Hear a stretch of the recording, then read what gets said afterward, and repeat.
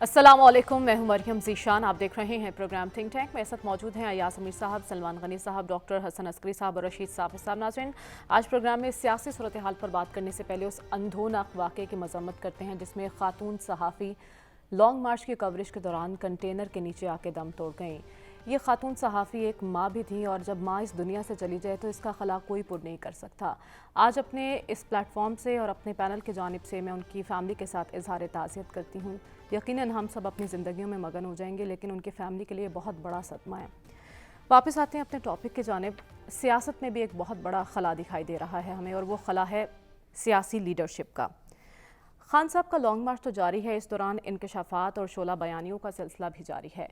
कल वज़ीर आज़म शहबाज शरीफ ने एक इंकशाफ किया है कि 1 महीने पहले एक कारोबारी शख्सियत के ज़रिए खान साहब ने उन्हें पैगाम भिजवाया जिसमें दो मुतालबात सामने आए। एक आर्मी चीफ की तैनाती और दूसरा इंतखाबात। कहा गया कि खान साहब कहते हैं कि 3 नाम आप दें, 3 नाम हम देंगे और मिलकर आर्मी चीफ लगा लेते हैं। वज़ीर आज़म कहते हैं कि उन्होंने इमरान खान की इस पेशकश को मुस्तरद कर दिया, जबकि खान साहब ने इस बयान पर रद्द-ए-अमल देते हुए कहा है कि वो शहबाज शरीफ साहब से बात क्यों करेंगे, बात उनसे की है जिनके इशारों पर आप चल रहे हैं।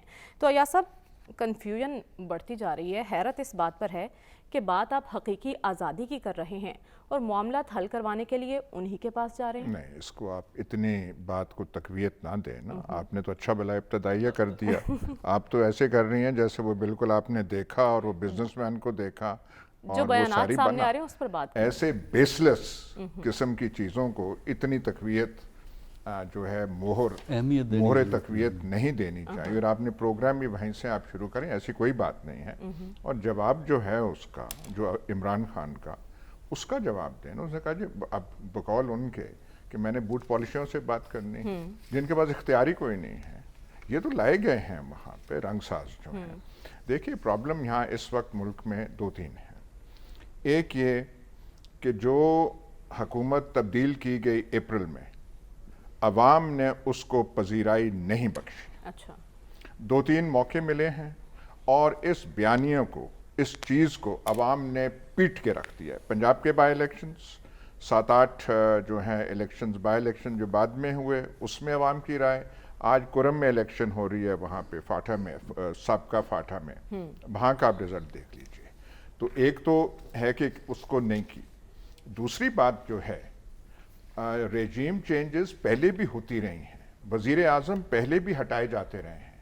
इस बार डिफरेंट जो फ़र्क ये था कि एक आदमी खड़ा हो गया, ठीक, और वो खड़ा होके उसने रेजिस्ट किया और अवाम उसके साथ हो गई।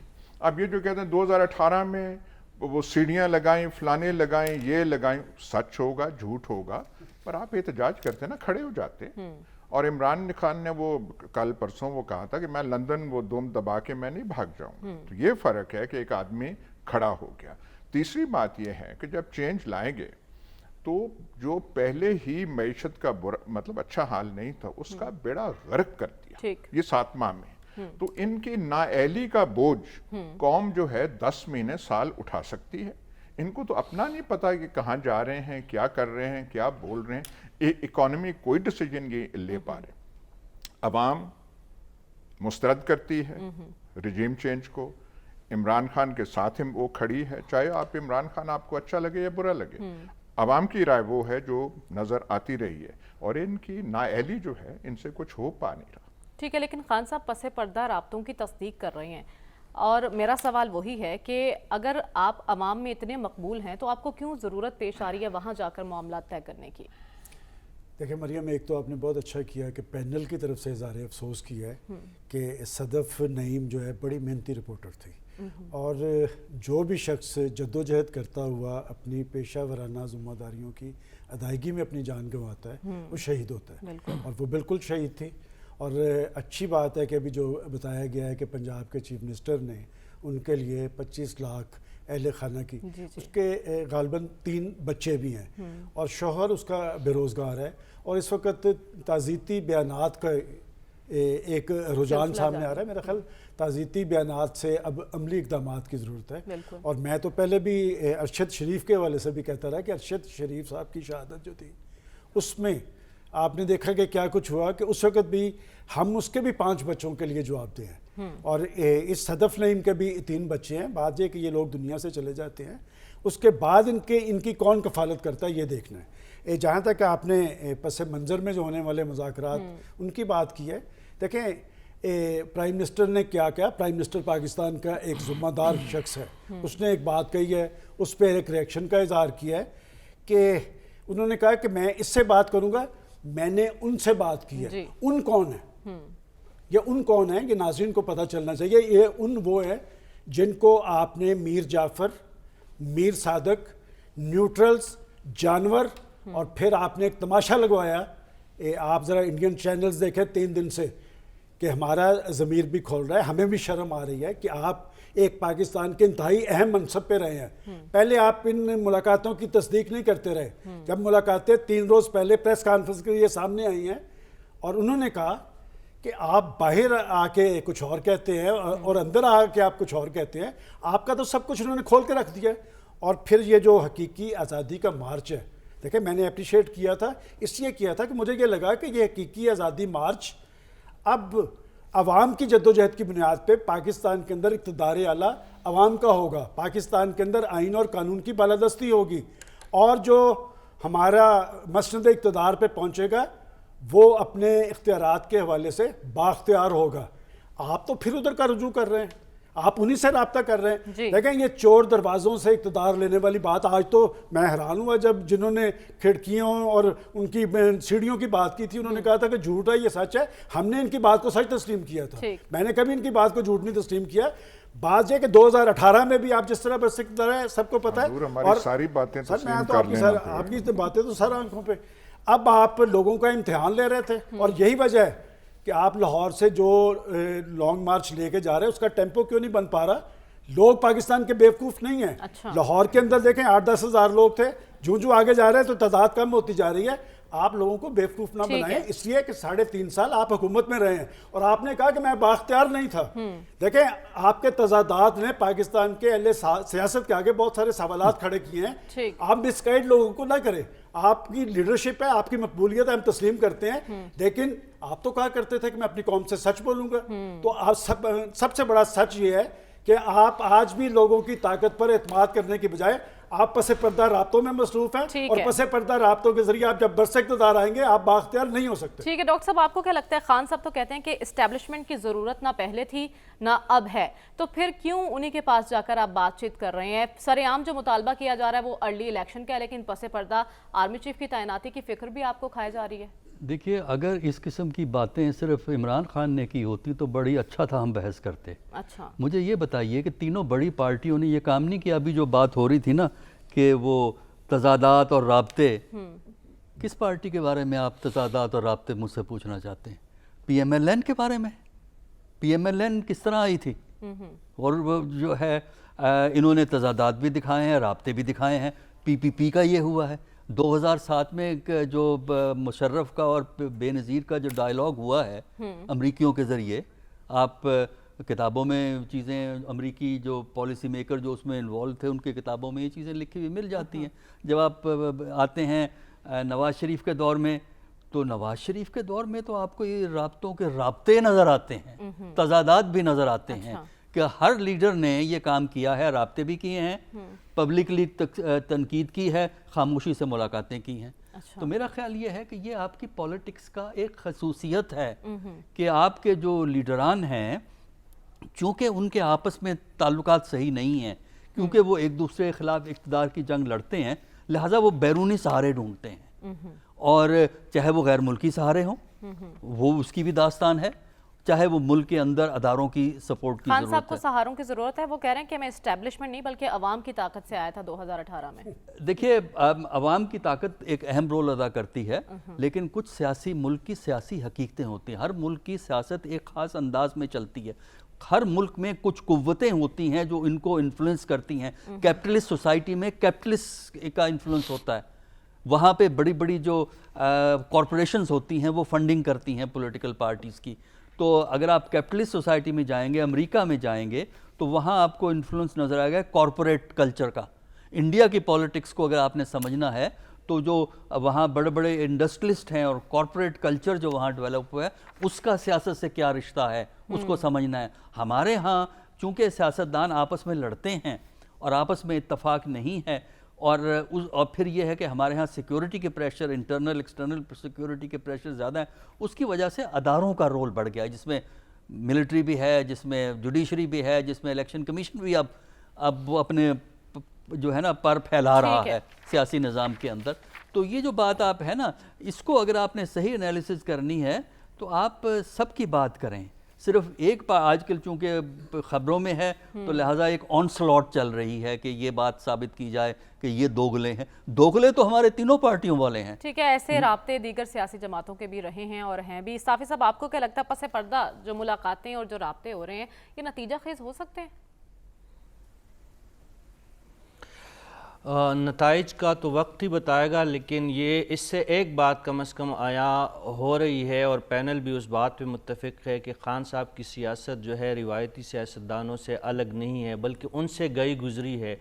خان صاحب اگر بوٹ پالیشیوں سے بات نہیں کرنا چاہتے یا ان کے سامنے نہیں بیٹھنا چاہتے مذاکرات کے لیے تو پھر اسلام آباد کے لیے یہ قافلہ کیوں رواں دوا رکھا ہے انہوں نے, اور وہ قافلہ جس کے بارے میں خدشات تھے کہ خونی قافلہ ہوگا اور خونی ثابت ہو رہا ہے.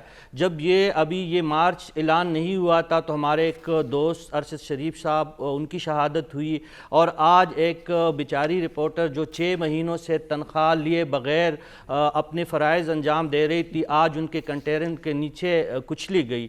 تو یہ جو پھر یہ خون بہانا, پھر اتنا اشتعال پھیلانا, اگر انہوں نے بوٹ پالیشیوں سے بات نہیں کرنی تو پھر تو رخ پنڈی موڑ ہے. وہ جو بوٹ والے ہیں وہ تو اسلام آباد میں نہیں رہائش پذیر, پھر اسلام آباد آنے کا کیا منطق ہے؟ رستے میں اور بھی گجروالا بھی آ رہے ہیں اور پھر اس سے آگے کھاریا بھی آ رہے ہیں, بہت سارے اور بھی مقامات ہیں جہاں پہ عمران خان صاحب جن سے بات کرنا چاہتے ہیں ان کی بڑی بڑی وہاں پہ عمارتیں ہیں اور بڑے بڑے آفیسز ہیں. یہ سارا دغلا پن ہے. اس میں صدق نعیم جیسے, ارشد شریف جیسے, ہم جیسے عوام جو ہے وہی مارے جائیں گے, وہی جو ہے وہی ذلیل و رسوا ہوں گے. خان صاحب کا مقصد ایک ہی ہے کہ اقتدار دوبارہ حاصل کرنا ہے, چاہے وہ بوٹ والے دلوائے, چاہے وہ پالیشیوں کے رستے ان کو ملے. جس طریقے سے بھی وہ آئے اقتدار میں, ان کو اقتدار کی ہوس وہ اتنی شدید ہے کہ اس کے لیے وہ کچھ بھی کر سکتے ہیں. اور خان صاحب کے پاس لے دے کے 26-27 سال میں انہوں نے ایک دفعہ اقتدار حاصل کر لیا تھا, اب وہ کھو چکے ہیں اور خان صاحب کے پاس کھونے کے لیے کچھ بھی نہیں ہے باقی سیاستدانوں کی طرح. ان کی تنظیم کمزور ہے, ان کے بعد کوئی سیاسی وارث نہیں ہے, ان کی کوئی بیٹی کوئی بیٹا اس کو وہ وزیر اعظم نہیں بنانا چاہتے. ان کا صرف ایک ہی مقصد ہے کہ وہ دوبارہ خود وزیر اعظم بنے یا اقتدار میں آئے اور اس کی قیمت چاہے پاکستان کی معیشت ادا کرے, پاکستان کے امن و امان ادا کرے, چاہے عام لوگ اس میں رل جائے پس جائے. خان صاحب کو اس کی کوئی پرواہ نہیں ہے. 2014 میں بھی خان صاحب کے دھرنے سے پہلے 14 لاشیں گری تھی. 4 سال عمران خان صاحب اقتدار میں رہے تھے, کبھی انہوں نے ان لاشوں کے بارے میں پھر بات کی؟ اور وہ کینیڈا والے سرکار جو تھے وہ صرف عمران خان صاحب کو اقتدار دلانے کے لیے آئے تھے, آج تک وہ پاکستان نہیں آئے. اب تو ہمیں سمجھ آ جانی چاہیے کہ ہماری لیڈر, ہمارے جو صاحب اقتدار لوگ ہیں, جو صاحب سیاست لوگ ہیں, ہم کس طرف ہمیں لے کے جا رہے ہیں. ٹھیک ہے, یہ لمحہ فکریہ اور سوچنے کی ضرورت ہے, لیکن پوائنٹ یہ ہے کہ خان صاحب تو اپنا آخری پتہ کھیل چکے ہیں اور یہ پتہ یقیناً اس صورت میں کھیلا گیا کہ مذاکرات جو اب تک ہو رہے تھے وہ ناکامی سے دو چار رہے. رکاوٹ کیا تھی؟ اور خبریں یہ بھی آ رہی ہیں کہ چودھری پرویز الہی صاحب کی بھی ایک اہم شخصیت سے ملاقات ہوئی ہے. کیا وہ کوئی کردار ادا کر سکتے ہیں؟ اس پر بات کریں گے اس بریک کے بعد. اسٹے ود اس.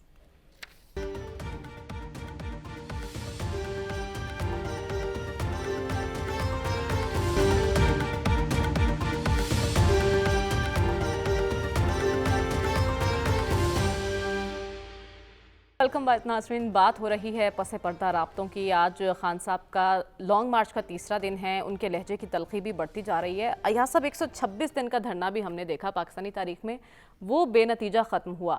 یہ لانگ مارچ اپنے مقاصد حاصل کر پائے گا؟ اور چودھری پرویز الہی صاحب کا بھی میں نے ذکر کیا ہے, کوئی اہم ملاقات ہوئی ہے ان کی, وہ کوئی کردار ادا کر سکتے ہیں؟ پہلے دیکھ لیں کہ پاور سینٹرز اس وقت ملک میں کون سے ہیں. ایک عوام کی طاقت ہے, دوسرا وہ جنہوں نے حکومت ہٹائی اپریل میں. یہ جو ہیں جن کو آج لقب آپ پہلی دفعہ نہیں دے دیے بوٹ پالشیوں کا، اور پریس کانفرنس جب یہ کرنی پڑی تو وہ تو نہیں آئے، ان کو 3 وزیروں کو کیوں نہیں سامنے لے آئے؟ کن کو ضرورت محسوس ہوئی کہ ہم آئیں گے؟ وہ جو اصلی جو ان کے پیچھے وہ چلا رہے ہیں.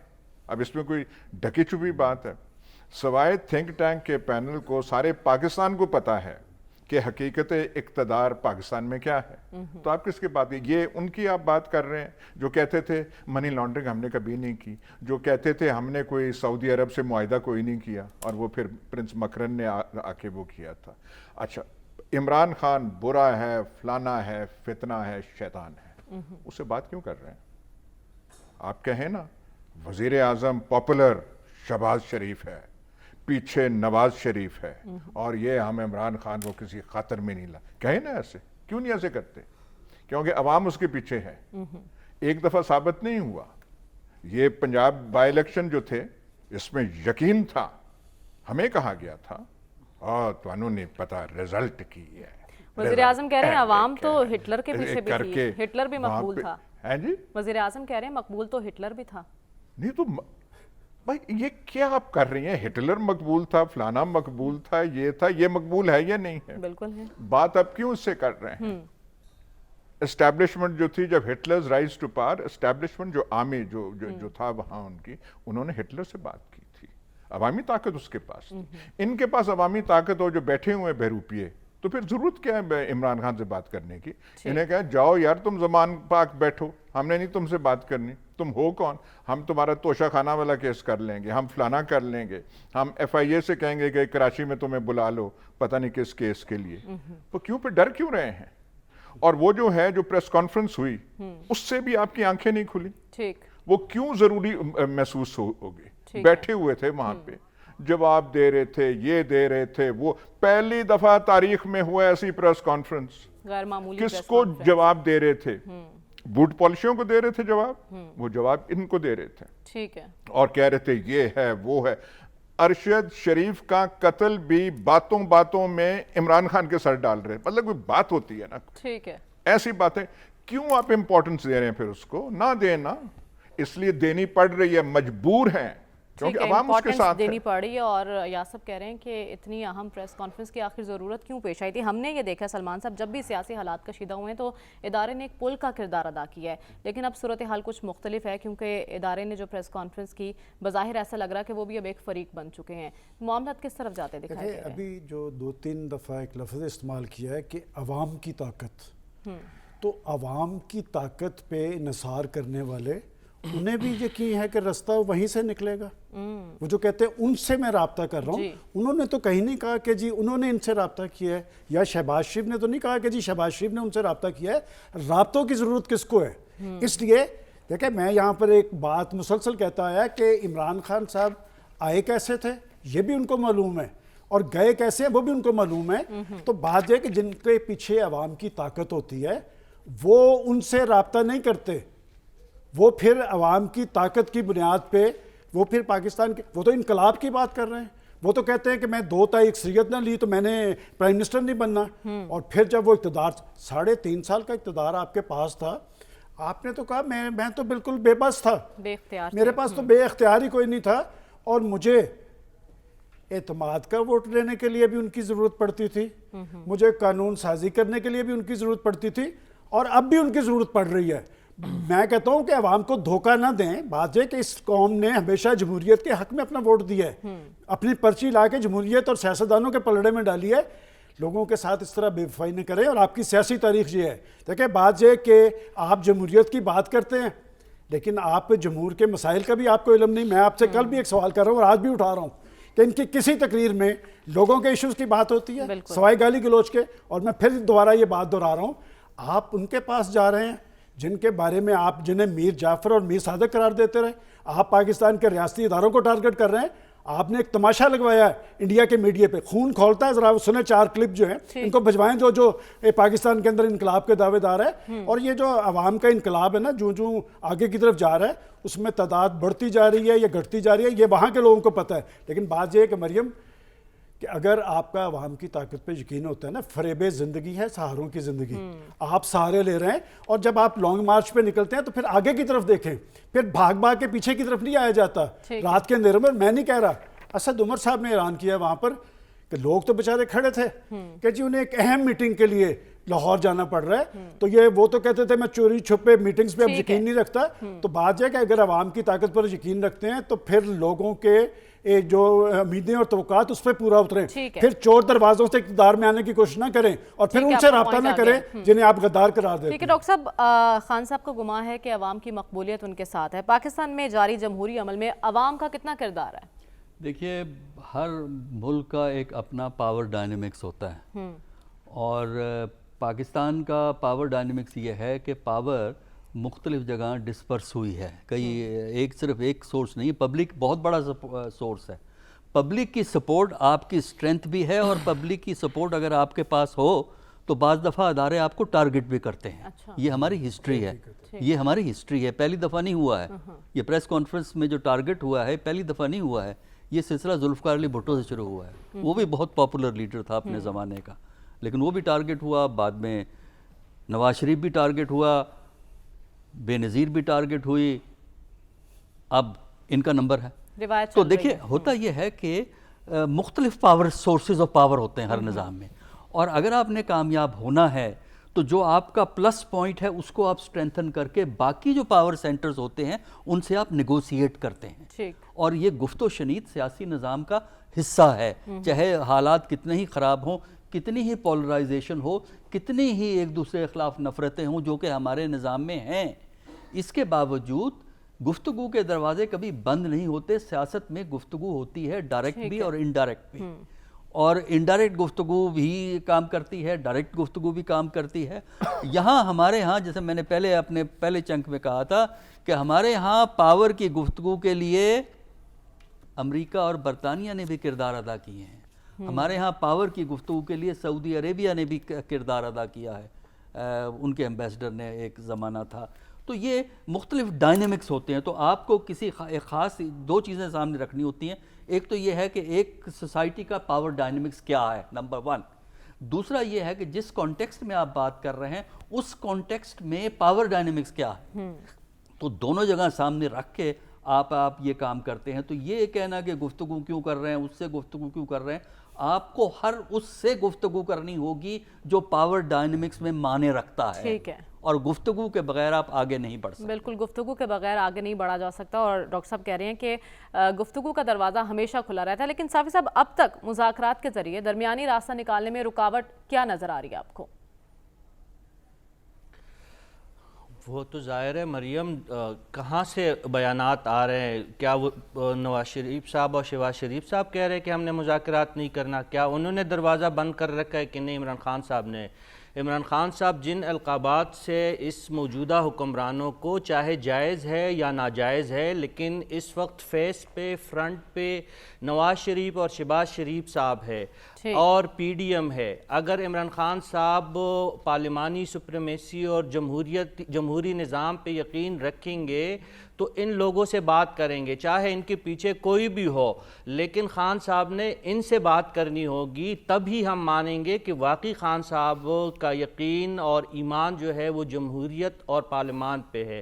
اگر وہ ایسا نہیں کریں گے تو تعطل اور ڈیڈ لاک جو ہے وہ خان صاحب کی ذات ہے. یا تو وہ وضاحت کر لے، جس طرح وہ اب کسی کا نام لینے سے نہیں ہچکچاتے، وہ یہ کہیں کہ ان لوگوں سے میں نے مذاکرات کرنے، جس مذاکراتی کمیٹی کا نام اناؤنس کرے، اپنے سٹیج پہ کرے، اپنے ٹویٹر پہ کرے، اپنے جو ان کے ایک دانشوروں کا ایک پورا بہت بڑا ایک نیٹ ورک ہے پوری دنیا میں پھیلا ہوا، ان کے ذریعے کروائے. حکومت تک وہ بات پہنچ جائے گی. اگر حکومت اس پہ راضی ہوتی ہے تو ہو سکتے اس پینل سے وہ بات کریں گے. اگر وہ شہباز شریف صاحب سے بات نہیں کرتے، آصف زرداری سے نہیں کرتے، مولانا فضل الرحمان سے نہیں کرتے، شہباز شریف صاحب سے نہیں کرتے، تو پھر تو رہ گئی وہی جو 3-4 جو ہے جو ایک مضبوط ادارے کے جو چلانے والے ہیں. اگر میں صاف الفاظ میں کہوں تو یہی پنڈی میں بیٹھی ہوئی ایک پوری قیادت ہے. پھر ان کا نام دے دے کہ میں نے ان لوگوں سے بات کرنے اور اپنی مرضی کے لوگ اس میں ڈال دے.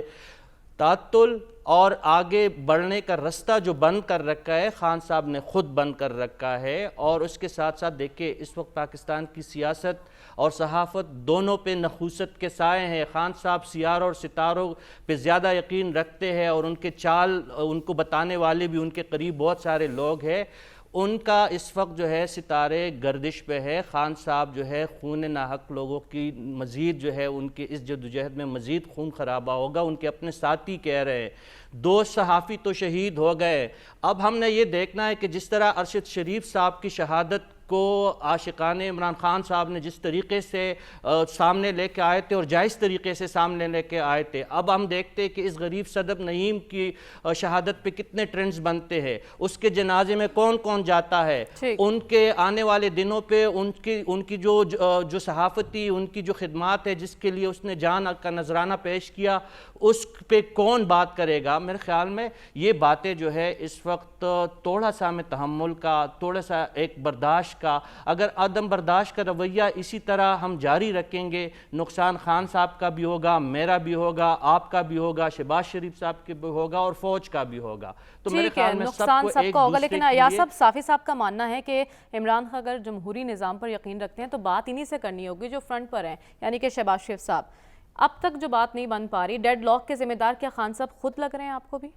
ڈیڈ لاک کے ذمہ دار, ڈیڈ لاک کا ذمہ دار خوف ہے, اچھا ڈر ہے. حل کیا ہے؟ الیکشن کرائیں نا. الیکشن کیوں نہیں کرا رہے؟ کس کے اختیار میں الیکشن کرانا؟ میں کہہ رہا ہوں جو بیٹھے ہوئے ہیں اتنا آپ کو ہے, یا تو بات ہی نہ کریں. حل نکلنا ہے تو الیکشن میں نکلنا ہے. کیوں نہیں آگے بڑھ رہے؟ یہ کہتے ہیں عمران خان کہتے ہیں الیکشن نہ ہو تو الیکشن کی بات نہ ہو, ڈیٹ نہ ہو تو میں نے کوئی بات نہیں کرنی. ان کا آخری نقطہ نہیں ہے, پہلا ہے. رکاوٹ کیا ہے؟ ڈر ہے کہ وہ ہمارا حشر ہو جائے گا جو پنجاب کے بائی الیکشن میں ہوا تھا, وہ ہو جائے گا جو باقی بائی الیکشنز میں ہوا تھا, کہ یہ تو سویپ کر جائے گا. عوام کا موڈ اس وقت یہ ہے. اسحاق ڈار کیوں کہتا ہے نہیں جی 10 مہینے میں ہم ٹرن اراؤنڈ کر دیں گے, وہ ابھی تک تو آپ سے کچھ ہوا نہیں ہے. تو 10 مہینے میں آپ یہاں ایک سنگاپور کا اکنامک میریکل لے آئیں گے, لوگوں کا وہ ہو جائے گا. کیا بات, کس دنیا میں آپ رہ رہے ہیں؟ خان صاحب یہ ہیں اور خان صاحب وہ ہیں. برا بلا آپ کہہ دیں, میدان میں آئے نا. ٹھیک ہے, سیاست کا حل میدان سیاست میں ہوتا ہے. عوام سے رجوع آپ کرتے ہیں. جب ڈیڈ لاک ہو جائے, کنزرویٹو پارٹی کا پرابلمز ہوئے تو وہ اپنے ممبرز کے پاس ہاؤس آف کامنز میں گئے. کسی نے کوئین نے یا کنگ نے تو نہیں اپوائنٹ کیا, ممبرز نے پہلے لیز ٹرس کو کیا, کسی اور کو کیا. یہاں پہ حاکمیت کس کی ہے؟ اللہ تعالیٰ کی ہے بذریعہ عوام پاکستان, کسی اور کی نہیں ہے. تو ریکویسٹ ٹو دا پیپل آپ کریں نا. ڈر کیوں آپ کو لگ رہا ہے؟ کس بات کا ہے؟ یعنی آپ کہہ رہے ہیں میدان میں مقابلہ کریں. سلمان صاحب کیا حرج ہے اگر 3-4 مہینے آگے پیچھے ہو جائیں گے, 10 مہینے میں کون سا ایسا معجزہ ہو جانا ہے کہ معیشت ٹھیک ہو جانی؟ کیوں نہیں رجوع کرتے عوام سے؟ ٹھیک کہا گیا ہے کہ ڈر اور خوف کس بات کا ہے. ابھی کل کی بات ہے, ابھی چند ماہ پہلے آپ کو یاد نہیں کہ یہی صورتحال تھی, گراف نیچے آیا ہوا تھا. اس وقت بھی ایک ضمنی انتخاب ہوئے تھے, پنجاب کے 14 میں سے 13 نشستیں اس وقت کی اپوزیشن پارٹی لے گئی تھی. یہ جو ڈر اور خوف ہوتا ہے نا, یہ حکمرانوں کو کبھی عوام سے رجوع پہ مجبور نہیں کرتا. اس وقت کا جو حکمران ہے, آپ کو یاد ہے نا کیا کہتا تھا, قبل از وقت انتخابات کا سوال ہی پیدا نہیں ہوتا. اور اس وقت ہم پہ فرعونیت طاری ہوتی ہے جب ہم مسند اقتدار پہ بیٹھے ہوتے ہیں. اور بات یہ کہ اگلے 5 سال بھی میرے ہیں. جو صدا اقتدار ہے وہ اللہ تعالیٰ کا ہے, اور تکبر اور غرور اسے ہمیشہ غارت ہونا پڑتا ہے. بات یہ کہ اگر اس حکومت نے نہیں ڈیلیور کیا تو اس حکومت نے بھی نہیں کیا. یہ کیوں نہیں ہے کہ یہ کیا اس بات پہ کنسنسس نہیں کرتے؟ اس کا مطلب باریاں لگی ہوئی ہیں کہ ایک دفعہ تم آ جاؤ, ایک دفعہ ہم آ جائیں, اور پاکستان کے 22 کروڑ عوام حالات کے رحم و کرم پر رہوں. آپ کو یہ نہ پتا ہو کہ لوگوں کے گھر میں چولہا جل رہا ہے یا نہیں جل رہا, لوگوں کو روزگار مل رہا ہے یا نہیں مل رہا. وہ جو سیلاب زدہ علاقوں میں 1 لاکھ سے زیادہ لوگ بیٹھے ہوئے ہیں جو ان کی امداد کے مستحق ہیں, اربوں روپیہ اکٹھا کر لیا لیکن وہاں تک فراہم آپ نے نہیں کیا. کہیں ذکر سنا اس لانگ مارچ میں, تقریروں میں؟ ٹھیک, ذکر کس بات کا ہے؟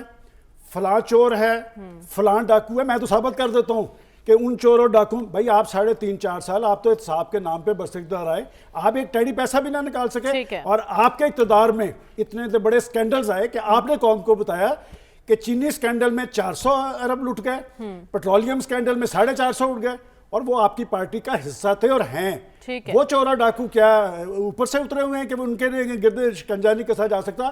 آپ کے کال اور فیل کے تضاد نے آپ کو مسند اقتدار سے اتار کر سڑکوں پہ لا کھڑا کیا ہے. آگے آپ نے اقتدار میں آنا یا نہیں وہ اللہ تعالیٰ بہتر جانتا ہے, لیکن آپ کے کال اور فیل کے تضاد نے آپ کی سیاست کے آگے بہت سارے ٹھیک ہے. آپ ماضی کی بات کریں, حال میں ڈاکٹر صاحب مسائل کا حل کیا ہے؟ اس وقت مسائل کا حل ماضی کی کہانیوں میں نہیں ہے, صرف دو راستے ہیں. کیا؟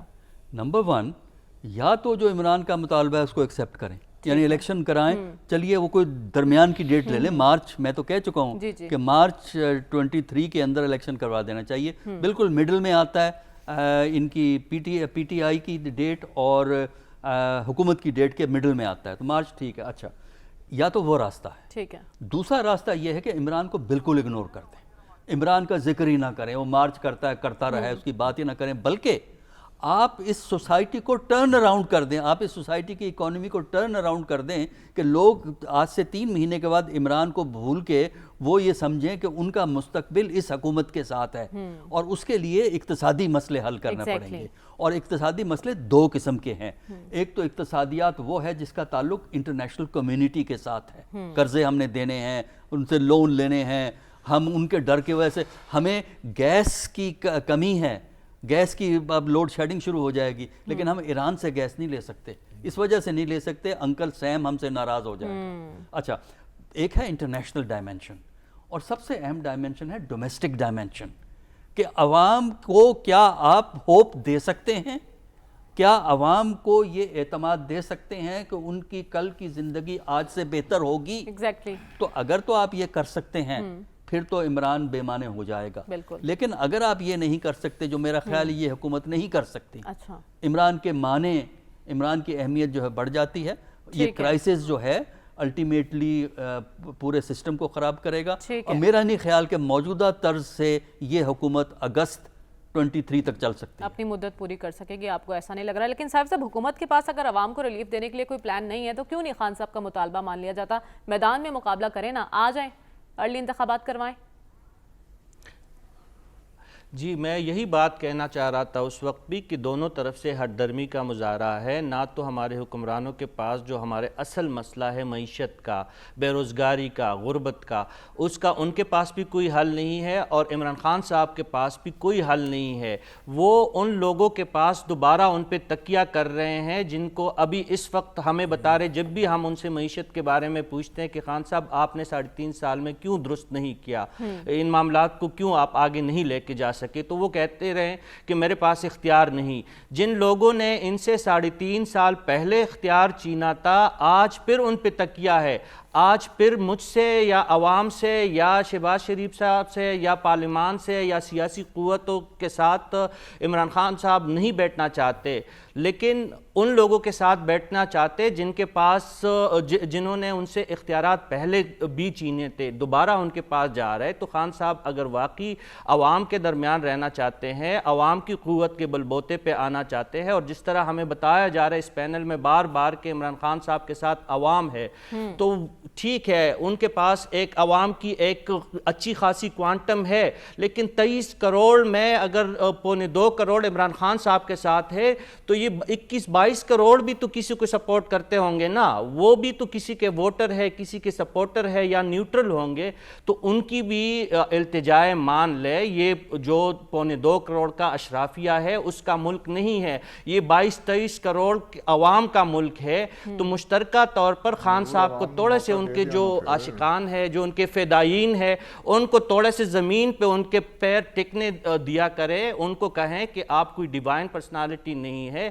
عوام ٹھیک ہے ان کی ایک غالب اکثریت پارلیمانی نظام میں ان کو سپورٹ کر رہی ہے, لیکن باقی بھی کچھ لوگ بیٹھے ہیں جو مولانا کا سپورٹر ہے, جو زرداری کا ووٹر ہے, جو نواز شریف کا ووٹر ہے, وہ بھی انسان ہے, وہ بیڑ بکریاں نہیں ہے جس طرح خان صاحب بار بار کہہ رہے ہیں کہ ہم بیڑ بکریاں نہیں ہیں.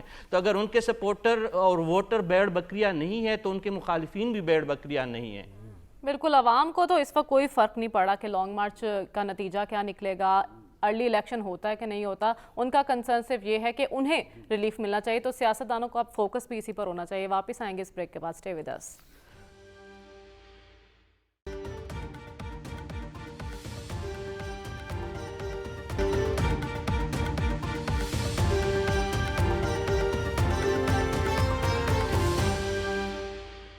वेलकम बैक नाज़रीन। इस उम्मीद के साथ आज के प्रोग्राम को इख्तिताम करते हैं कि अगले हफ्ते जब हम प्रोग्राम करेंगे तो खान साहब का लॉन्ग मार्च इस्लामाबाद पहुंच चुका होगा और हम उम्मीद करते हैं कि सियासी लिहाज से कोई मस्बत पेशरफ्त हुई हो। आज के प्रोग्राम से इजाज़त दीजिए, आपसे इंशाल्लाह अगले हफ्ते मुलाकात होगी।